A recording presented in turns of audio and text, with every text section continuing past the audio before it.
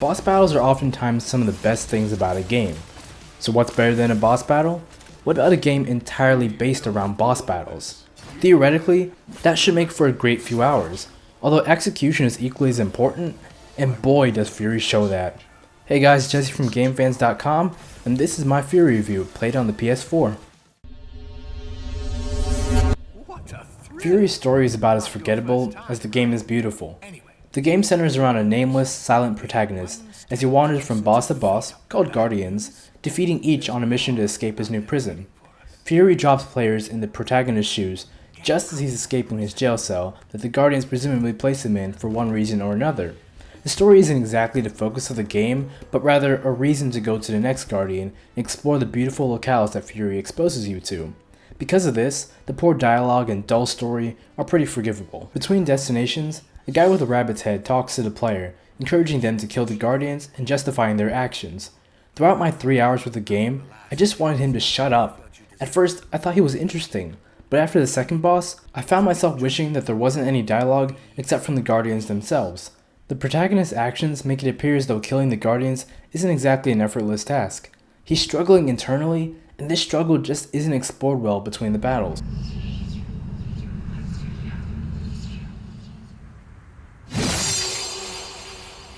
Each boss battle plays out in a similar fashion. The boss tells you why you shouldn't be doing what you're doing, or in some cases tries to reason with you, the battle starts, and then you begin the fight. Once the fight begins, it's almost like watching an episode of Dragon Ball Z, depending on what difficulty you're playing. If you're playing on Furi, the harder of the game's two difficulties, then you'll both be whizzing around the arena, dodging each other's attacks, chipping away multiple bars of health, and dodging large swaths of bullet hell-esque energy orbs. It's tons of fun if you get a good rhythm going.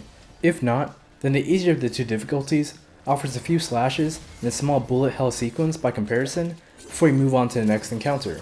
As fun as the combat is, and as cool as it is feeling like a DBZ character fighting some cosmic threat, the biggest issue I have completely undermines the combat.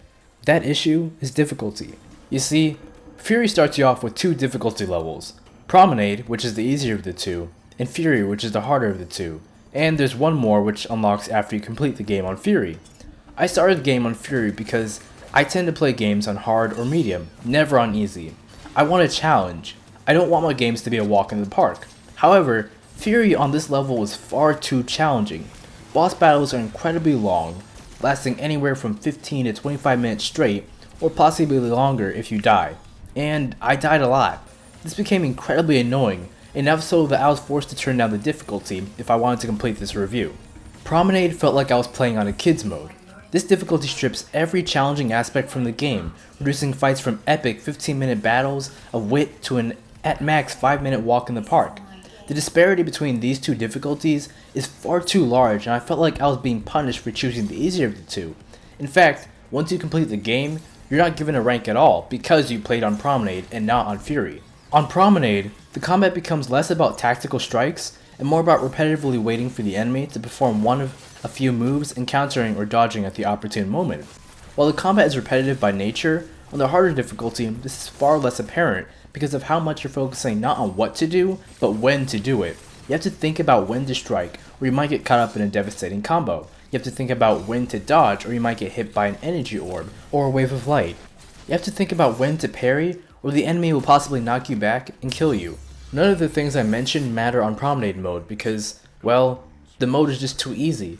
It cuts off huge chunks of the boss battles, segments that are in Furi mode, segments that add to the game, segments that add to the battle itself just aren't there in Promenade mode. Boss battles just end abruptly as if you're missing something because, well, you actually are missing something.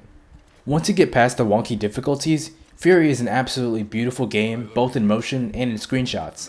The character art, done by Afro Samurai creator Takashi Okazaki, is absolutely phenomenal. Each of the Guardians' personality oozes through their clothing. Whether it's the armor-clad knight or the winged angel, they all look good. The environments look beautiful as well. Even though I said walking through each section was a bore, the thing that makes it moderately tolerable is the fact that these few moments of respite gave me a chance to just put down my controller and gaze at this beautiful game. This is one of those titles that I could come back to in a few generations down the line and still be impressed by how good it looks. All in all, Furi is a heavily mixed bag. The difficulty completely undermines the premise of the game, turning it into a boring, tediously easy slog through boss after boss until you reach the game's decent ending. If you're not playing on easy though, then Furi becomes a compelling game that makes each boss fight feel conclusive and the player feel powerful once the protagonist ends it with a final stab. If you're in that camp, then Furi is right for you. Otherwise, you might want to stay away from this one.